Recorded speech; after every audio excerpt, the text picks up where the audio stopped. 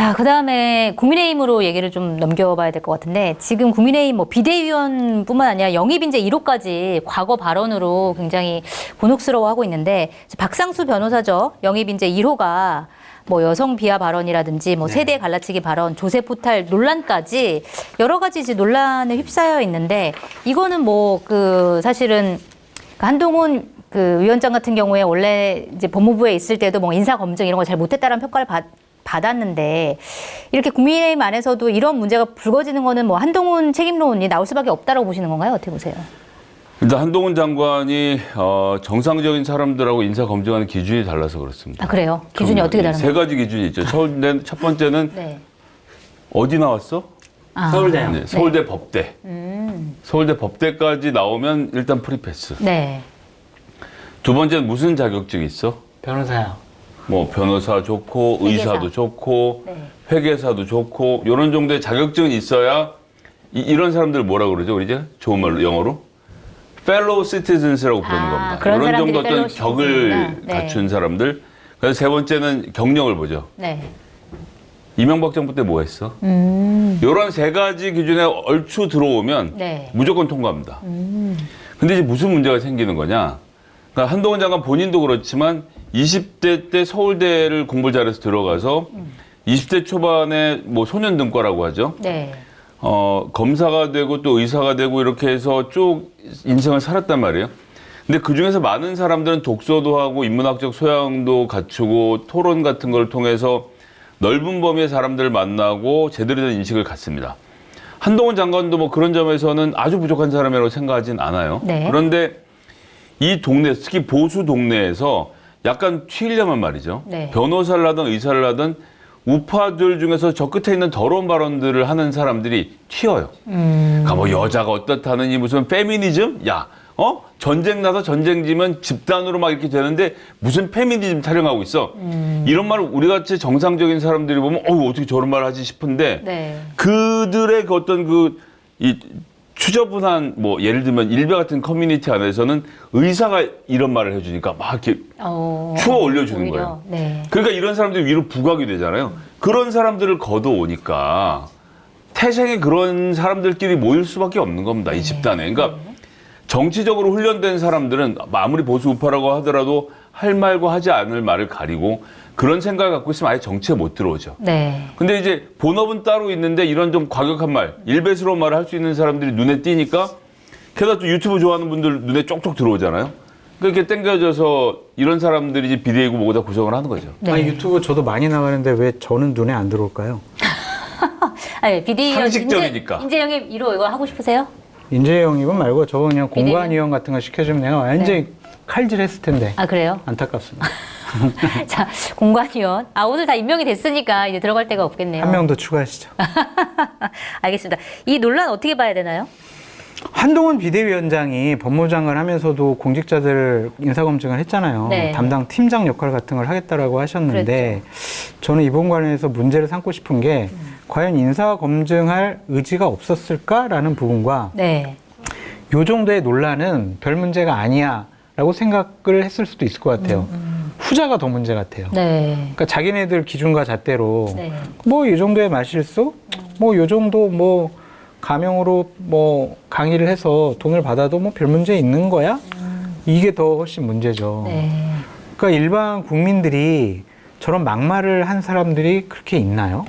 그리고 저렇게 가명으로 강의를 해가지고 세금 탈루 의혹을 받는 사람들이 얼마나 있겠어요.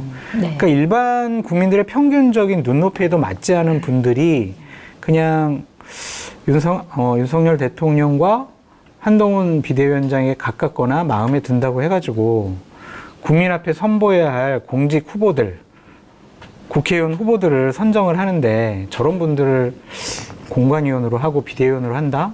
이건 상당한 생각에 문제가 있다라고 좀 볼 수밖에 없어요. 그러니까 판단의 문제, 생각의 문제, 기준의 문제 이런 것들을 좀 지적하고 싶습니다. 알겠습니다. 자, 그리고 한동훈 위원장이 오늘 이제 공관위원들이 또 이렇게 들어왔잖아요. 10명?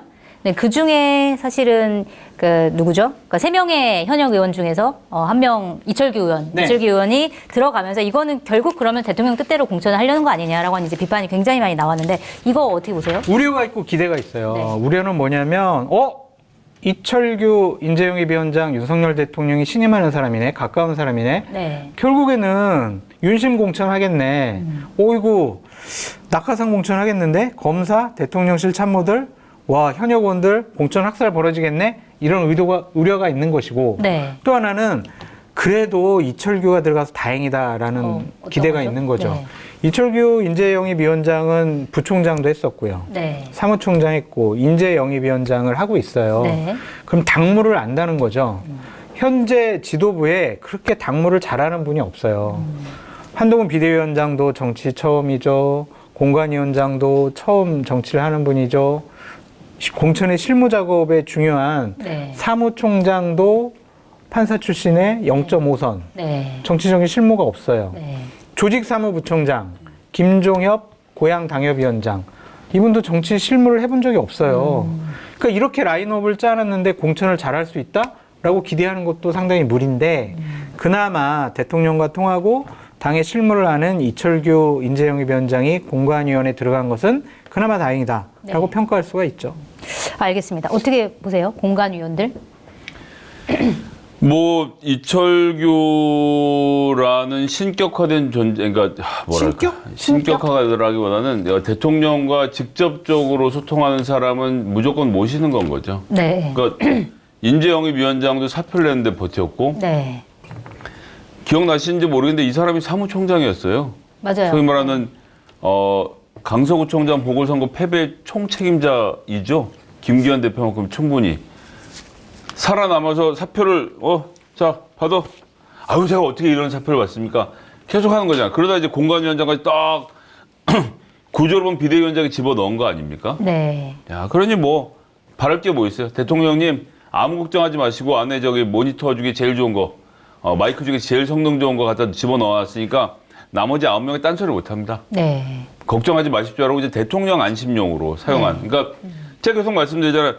한동훈 장관의 임무는 원포인트 릴리프로 2개 특검법을 틀어막고 대중적으로 이렇게 뭐 이거저거 이제 돌아다니면서 하는 일을 하는 거고 당의 모든 것은 이철규 사무총장, 그러니까 윤석열 대통령 복심인 이철규 사무총장이 알아서 하시라고 네. 잘 내드리는 거죠. 그러니까 총선과 관련돼서 그 한동훈 장관이 전략적인 무슨 고민할 거라고 생각하시면 안 돼요. 네.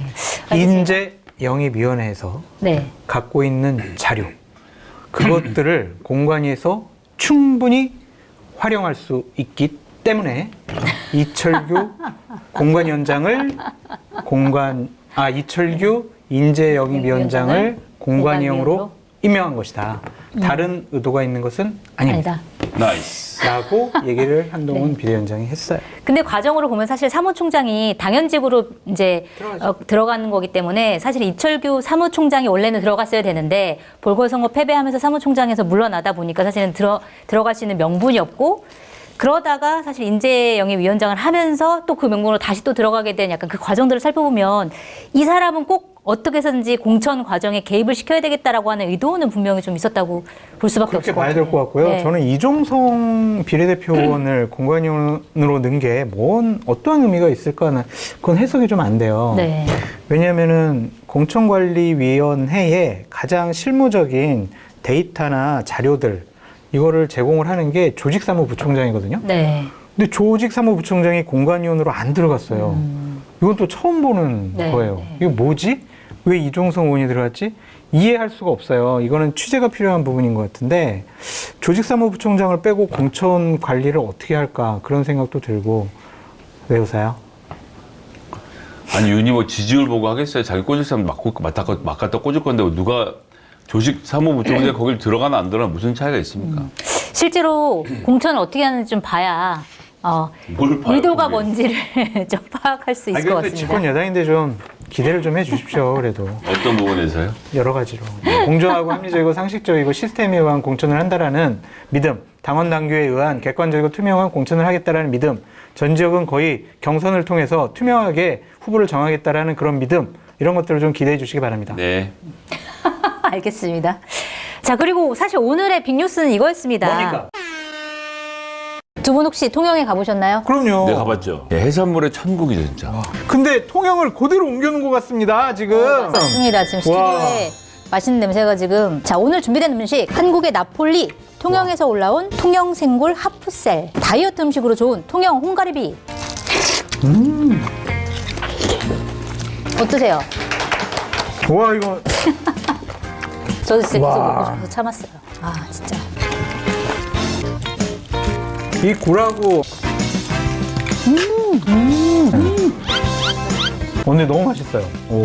야, 근데 3개씩밖에 안 주니까 약간 좀 섭섭하긴 하네요. 이거 다 먹고 가요, 이거 우리 앞에 있는 거. 사실 오늘 수산물이 저녁에 나온다 그래서 밥이 아니구나 싶어갖고 충무김밥을 몇 쪽 먹고 왔거든요. 네. 토하고 싶네요, 진짜. 화면에 난입을 하시면 어떡해요. 아, 이거 너무 맛있어가지고. 네? 후회하지 말고, 빨리. 그렇구나. 네이버 쇼핑에서 통영 해인을 검색하시면 구매하실 수 있고요. 시청자 여러분의 많은 관심 부탁드립니다. 자, 그리고 사실 오늘의 빅뉴스는 이거였습니다. 뭡니까? 이낙연 아. 전 더불어민주당 대표가 오늘 탈당 기자회견을 했죠. 그리고 11일이 오늘이고, 그다음에 전날 10일에는 원칙과 상식 4인방 중에 윤영찬 의원을 제외한 3인방이 이제 탈당 선언을 했는데, 일단 오늘 이낙연 전 대표 탈당 선언문 발표하면서 여러 가지를 얘기를 했는데 어떻게 보셨어요? 어쨌든 민주당의 중요한 핵심 자산 중에 한 분이 이렇게 당을 떠나시게 된 것에 대해서 매우 유감입니다. 네. 민주당이 돌아보고 부족한 점이 있었다라면 이런 일이 반복되지 않도록 노력해야 될 필요는 있다고 생각을 합니다. 근데 이번에 탈당 직전까지 이재명 대표가 소위 말하는 당대표직을 내려놓으면 탈당을 안 할 것처럼 말씀하셨던 이낙연 전 대표의 말씀인 즉슨 양당 구도가 그런 대로 적합하다. 다만 네. 이재명이라는 자가 민주당을 이끌기에 부적합하다라는 메시지를 주셨던 것 같은데 갑자기 양당 체제로 안 되니까 3당이 필요하다라는 말씀을 하시는 것은 네. 예, 좀 석연치도 않고 논리적으로도 구성에 맞지 않는다. 네. 이낙연이라는 정치인이 언제부터 제3세력 혹은 중도에 대한 관심이 있으셨는지 네. 없었던 관심을 당을 나가는 이유로 삼아서 만드시는 것은 좀 부끄러운 지점이지 않나 싶고요. 네. 원컨대 부디 청컨대 2027년 대선에서 민주당의 정권 재창출을 정권 탈환을 반대하는 쪽에 서시게 된다면 한 발이라도 담그시게 된다면 대단한 화를 입게 되실 것이다. 뭐 개인적으로 그렇게 말씀드리겠습니다. 네, 알겠습니다. 좀 혹평을 해주셨는데 어떻게 보세요? 오늘 얘기하는 거는 탈당의 이유, 네. 그다음에 창당의 명분, 그리고 창당한 이후에 어떠한 길을 가겠다라는 로드맵까지 제시를 한 것으로 보여져요. 네.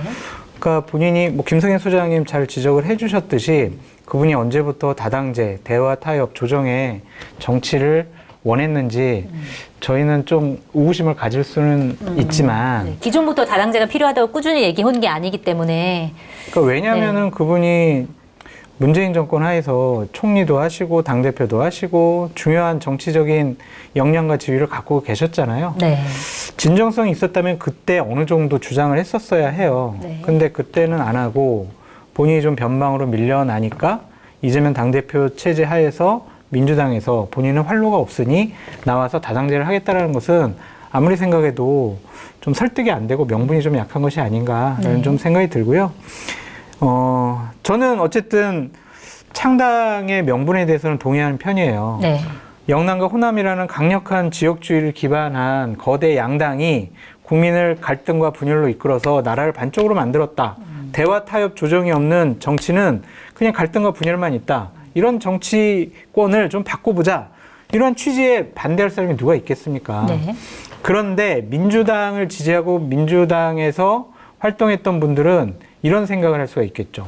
이것도 대답을 해야 될 이낙연 전 대표의 의무와 숙제가 있는 건데. 네, 어떤 거요? 자, 올해 총선은 윤석열 정권을 심판하는 선거야. 윤석열 대통령에 대한 부정평가가 높잖아. 그러면은 우리가 분열되지 않고 하나로 뭉쳐서 우리 진보 진영과 민주 진영, 야권이 총선에서 승리하는데 힘을 합쳐야 되는 거 아니야? 근데 왜 당신은 왜 당을 깨고 나가? 야권 분열시키는 거 아니야? 그거는 윤석열 대통령 도와주는 거야. 이거에 대한 대답을 해봐. 이거에 대해서 네. 말을 해야 돼요. 네.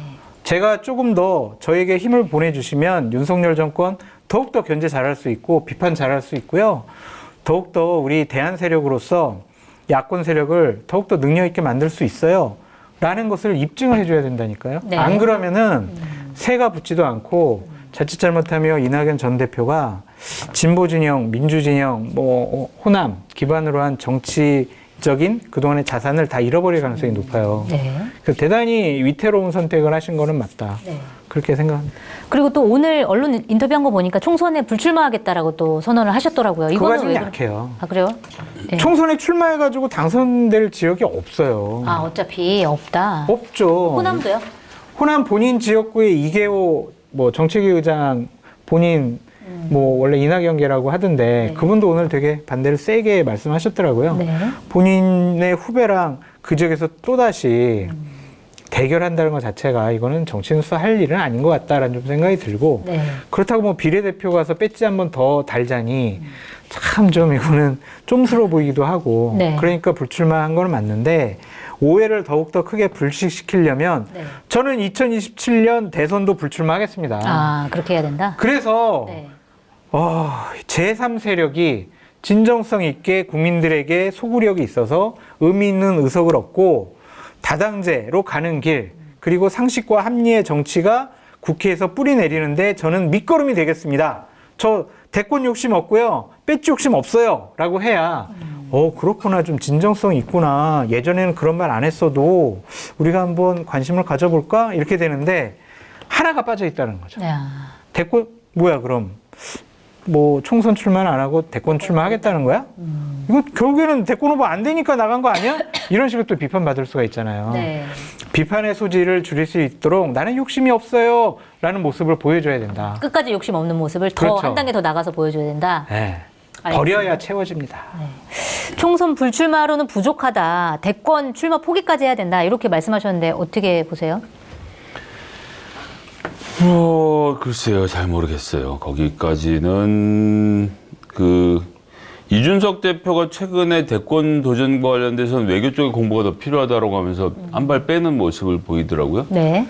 어쨌든 저게 제3지대 정당에서 다 같이 뭉쳐서 가려면 단번 집권까지를 내다보고 뭔가를 해야 되는데 그런 상황에서 이낙연 대표가 내가 저기에서 제일 잘 돼서 대선을 노릴 수 있다고 생각하고 들어간 거면 저는 굉장히 큰 착각을 하시는 거라고 보는데 네. 말씀은 일단 우물에서 펌프에서 허드렛물이 되겠다 자기는 말씀을 하시잖아요. 그런 정도의 마음가짐을 그대로 유지하시면 이제 벌이만 채워진다는 것 같은 얘기인 건데요. 불출마를 지금 선언하는 건 네.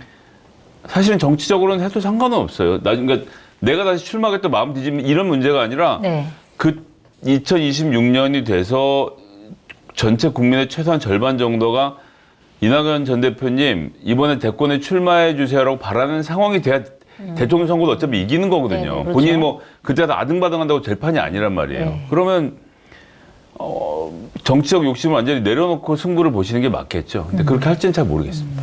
알겠습니다. 자, 어쨌든 그 원칙과 상식 3인방 탈당한 분들이랑 같이 가겠다라고 하는 얘기는 이제 뭐 맞는 얘기인 것 같고. 근데 사람들이 굉장히 궁금했던 게 사실 거기에 윤영찬 의원이 포함되어 있어서 4명이었는데 갑자기 기자회견에 참석 못하고 자기는 잔류하겠다라고 얘기를 했단 말이에요. 이거에 대해서 여러 가지 설들이 나와요. 현근택 뭐 민주연구원 부원장이 뭐 문제가 생기면서 지역구에 공천을 받기가 수월해져서 뭐 등등등등 이런 얘기가 나왔는데 왜 그렇다고 보세요? 그래서인 것 같아요. 아, 그게 맞는 것 같아요? 그래서 뭐 더 할 얘기가 별로 없습니다. 씁쓸하네요. 아, 그거다. 그러니까 어쨌든 그래도 당에 남아주셔서 감사합니다라고 말하는 당원들도 많이 있겠죠. 네. 있는데 이제 그러니까 제가 뭐 원칙과 상식을 응원까지 하는 입장은 아니지만 그들 나름의 어떤 스토리가 지금까지 있었고 그들이 했던 이야기의 진정성은 내가 공천 바라고 이런 거 아니다라는 말씀을 주셨던 건데 네. 그 공정성의 4분의 1을 담당하고 있던 윤영찬 의원이 그걸 그렇게 허물어뜨림으로써 정치 자체가 좀 이미도 우스웠습니다만 네. 또 우스워지네요.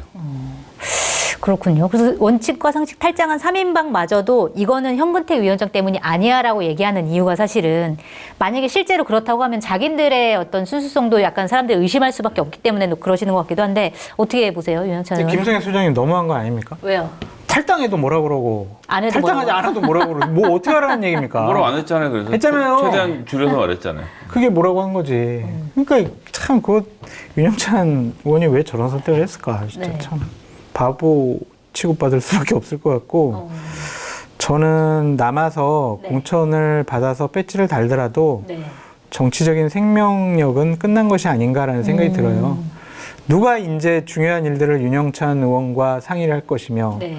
윤영찬 의원이 무엇을 약속하더라도 믿을 수가 있을까요? 신뢰를 저버린 정치인은 네.